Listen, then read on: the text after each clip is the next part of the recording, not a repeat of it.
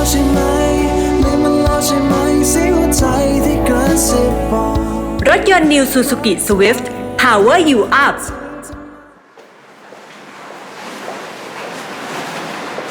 ถ้างั้นนะไปก่อนนะคืนนี้ควินไปที่คลับใช่ไหมใช่ครับงั้นคืนนี้เจอกันที่คลับนะนวีครับคืนนี้นวีจะไปที่คลับด้วยเหรอครับใช่จ้ะพอดีนะมีแขกคนพิเศษก็เลยอยากจะพาเขาไปเที่ยวที่คลับน่ะแขกคนพิเศษใครเหรอครับบอกไปควินก็ไม่รู้จักหรอกเอาไว้คืนนี้นะจะแนะนำให้รู้จักแล้วกันนะเพราะคนนี้เขามีผลเกี่ยวกับเรื่องธุรกิจของเราไปแล้วนะได้ครับจ้ะเจอกัน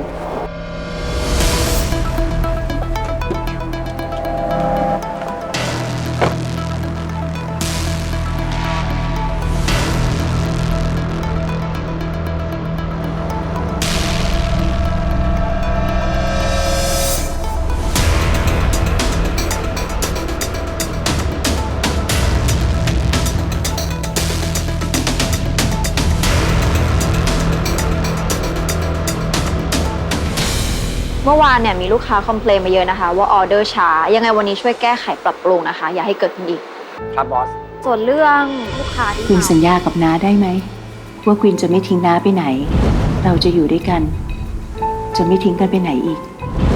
เพิ่มเติมอีกเรื่องหนึ่งค่ะบอสเรื่องการแต่งหน้าของสาวๆพวกเนี้ยอย่าให้มันเข้มไปนักเธอแต่งหน้าเข้มเวลาเธอโดนไฟเธอโป๊ะหมดเลยรู้ไหมคนอื่นเขามองเข้ามาเขาจะบอกว่าเราสวยแบบไม่ธรรมชาติ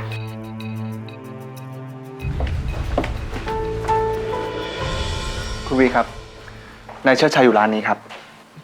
งั้นเธอรอฉันตรงนี้นะ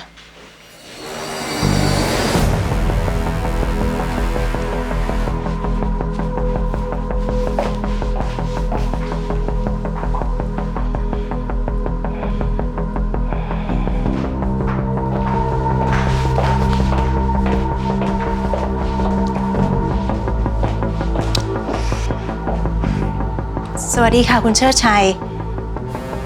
บังเอิญจังเลยนะคะสวัสดีครับคุณวีไม่เจอกันนานเลยนะครับเป็นไงคะมาคนเดียวเหรอคะครับแล้วคุณวีล่ะครับ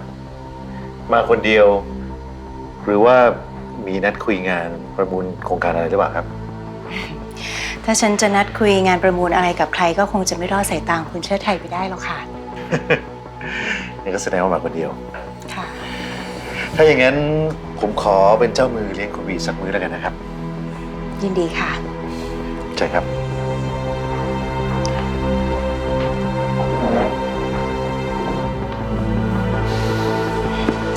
ไปแชมเปญมาฉันขอแสดงความยินดีกับคุณเชิดชัยด้วยนะคะเรื่องที่คุณประมูลโครงการก่อสร้างที่คุณประมูลได้ไปอะค่ะ ถ้าคุณวีไม่รังเกียจและอยากจะเรียนรู้เนี่ยผมก็ยินดีที่จะสอนให้นะครับ คุณเชิดชัยเอ่ยปากจะช่วยแบบนี้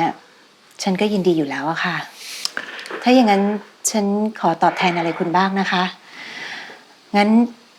ขอเชิญคุณเชิดชัยไปเที่ยวที่คลับของฉันจะได้ไหมคะเดี๋ยวดิฉันจะให้เด็กๆดูแลให้ ถ้าเป็นอย่างนั้นผมคงต้องขอคิดดูก่อนนะครับเพราะว่าที่คลับนั้นไม่ค่อยมีเด็กที่ถูกใจผมเท่าไหร่ไม่ถูกใจหรือว่าเพราะไม่มีซิรินแล้วคะก็มีส่วนนะครับที่ผมชอบไปที่นั่นเนี่ยก็เพราะซิรินงั้นฉันขอให้คุณเชิดชัยให้โอกาสคลับของดิฉันได้ดูแลคุณอีกสักครั้งจะได้ไหมคะฉันจะแนะนำให้คุณรู้จักกับผู้จัดการคลับคนใหม่รับรองค่ะว่าต้องถูกใจคุณแน่ๆมั่นใจขนาดนั้นเลยเหรอครับว่าผู้จัดการคนใหม่เนี่ยจะถูกใจผมใช่ค่ะเรียกได้ว่าสวยไม่แพ้กับซิรินเลยนะคะอย่างนั้นเลยฮะเธอชื่อนาบีเป็นน้องสาวแท้ๆของซิรินค่ะ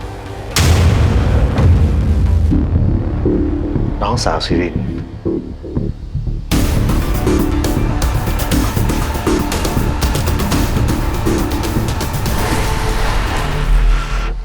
ไม่ออเดอร์ยังไม่ครบใช่ไหมคะใช่งั้นรอสักครู่นะคะ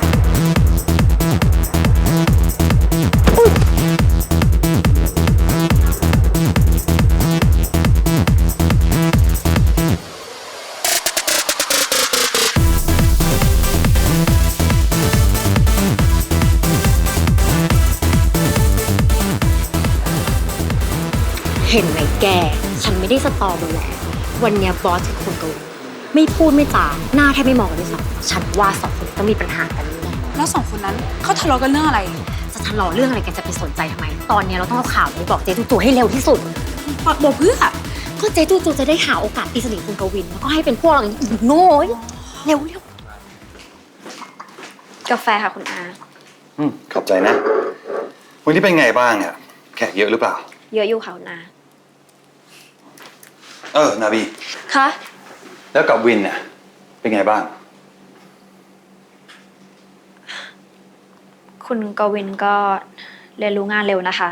นี่ก็เริ่มจะเข้าใจงานหมดแล้ว เดี๋ยวอีกสักพักนึงเนี่ยน่าจะช่วยงานคุณอาได้แล้วค่ะ กว่าวินเขาจะรู้งานจนช่วยอาได้นะอากลัวว่าเขาจะกวนใจหนู จนหนูจะทนเขาไม่ได้มากกว่า หนูโอเคค่ะคุณอา คุณอาไม่ต้องเป็นห่วงนะคะ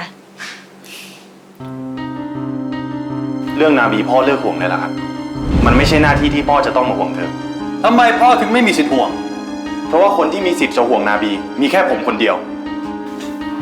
วินพูดแบบนี้หมายความว่ายังไงหมายความว่านาบีเป็นของผมเป็นผู้หญิงที่ผมรักพ่อไม่มีสิทธิ์มายุ่งหรือมาห่วงผู้หญิงของผม คุณอาคะเป็นอะไรคะ นาบีอาขอถามตรงๆนะหนูมีคนที่รักหรือว่าชอบอยู่หรือเปล่าฮะ ทำไมอยู่ดีคุณอาถึงถามอะคะ ก็ไม่มีอะไรหรอกอาก็แค่กลัวว่าหนูจะมาโทษอาว่าใช้งานเยอะจนหนูขึ้นคานก็เท่านั้นเอง คุณอาไม่ต้องเป็นห่วงนะคะ เพราะว่าหนูไม่เคยคิดแบบนั้นเลยค่ะ นี่เอาเป็นว่าถ้าเผื่อหนูรักใครหรือชอบกันแล้วก็หนูต้องบอกอานะ ได้เลยค่ะ นาบีก็เหมือนลูกของอาคนหนึ่งอาจะได้ช่วยดูให้ไงว่าผู้ชายคนนั้นน่ะเหมาะสมกับหนูหรือเปล่าวี คุยอะไรกันอยู่ล่ะคะ เนี่ยตัวไปพี่มาหาพี่ที่นี่มีอะไรเหรอ เดี๋ยวขอตัวก่อนนะคะ ไม่ต้องจ้ะ คือพอดีวันนี้เพื่อนของวีเขาจะมาเที่ยวที่นี่อะค่ะ วีก็เลยจะมาขออนุญาตยืมตัวนาบีไปดูแลแขกของวีหน่อย พี่เชษฐ์จำคุณเชิดชัยได้ไหมคะ คุณเชิดชัยล่ะชื่อคุ้นๆนะ คุณเชิดชัยเป็นเจ้าพ่อวงการก่อสร้างนะคะ ที่เมื่อก่อนเขาชอบมาเที่ยวที่นี่ สมัยตอนที่ซิรินเขาเป็นผู้จัดการร้านอยู่นะคะ คุณเชิดชัยเขาเป็นคู่แข่งของวีไม่ใช่เหรอทำไมอยู่ดีๆเขาถึงมาเป็นแขกของวีได้อะ วีก็แค่จะลองเปลี่ยนวิธีดึงศัตรูมาเป็นมิตรนะคะเผื่อจะได้ข้อมูลอะไรบ้าง แต่ถ้าพี่เชษฐ์ไม่สะดวกให้นาบีไปดูแลก็ไม่เป็นไรนะคะ หนูไปดูแลคนเชิดชัยเองค่ะ คุณอาช่วยอนุญาตด้วยนะคะ ฝากดูแลแขกคนสำคัญคนนี้ด้วยนะ ได้ค่ะ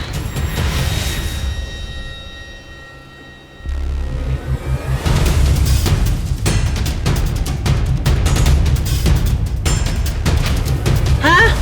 คืนนี้คุณเชิดชัยจะมาที่คลับของเราเหรอคะ อืม แปลกจังนะคะ คุณเชิดชัยหายไปนานทำไมอยู่ดีจะกลับมาคะ เห็นคุณวีบอกว่าคุณเชิดชัยชอบมาเที่ยวที่นี่สมัยไปเรียนทำงานนี่จริงเหรอ ไม่ได้ชอบมาเที่ยวอย่างเดียวหรอกค่ะ ชอบพี่สิรินด้วย คุณเชิดชัยชอบพี่สิริน ก็สมัยก่อนนะคะ คุณเชิดชัยตามเปย์พี่สิรินทุกอย่าง แต่พี่สิรินไม่ได้ชอบคุณเชิดชัยนะคะ แต่คุณเชิดชัยก็ไม่ลดละความพยายามค่ะ ตามตื้อพี่สิรินตลอดเลย แต่พอพี่สิรินหายไป คุณเชิดชัยก็ไม่กลับมาที่นี่อีกเลยค่ะ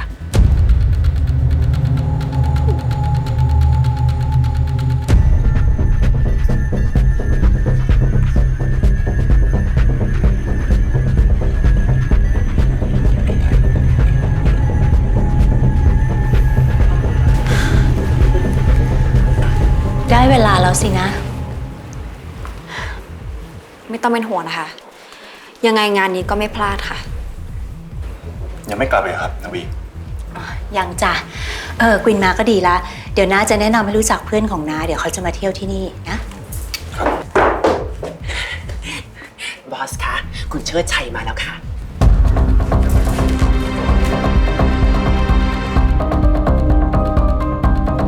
สวัสดีครับคุณวีแม่ความจริงไม่ต้องมารอต้อนรับขนาดนี้ก็ได้นะครับ คุณเชิดชัยเป็นแขก VIP ของที่นี่ก็ต้องมาต้อนรับหน่อยสิคะ กวิน นี่คุณเชิดชัยเป็นเจ้าของธุรกิจโครงการก่อสร้างเพื่อนของน้าจ้ะ สวัสดีครับ สวัสดีครับน่าคุ้นๆนะครับ นี่กวินค่ะ เป็นลูกชายคนเดียวของพี่วา ลูกคุณวา ได้ข่าวว่าไปเรียนต่อที่เมืองนอกนี่เรียนจบแล้วก็กลับมาแล้วเหรอเนี่ย เรียบร้อยแล้วครับ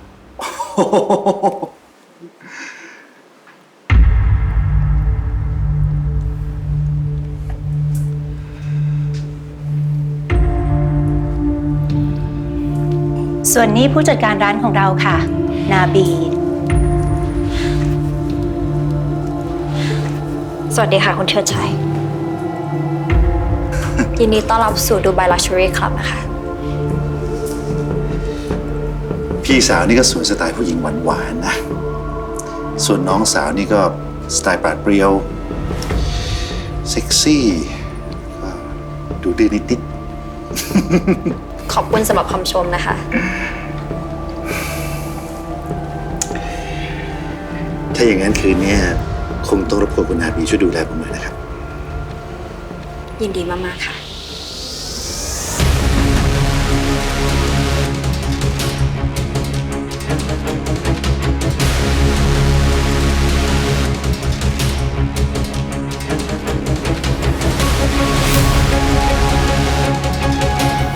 คนตายทั้งนั้นแหละให้พูดเลย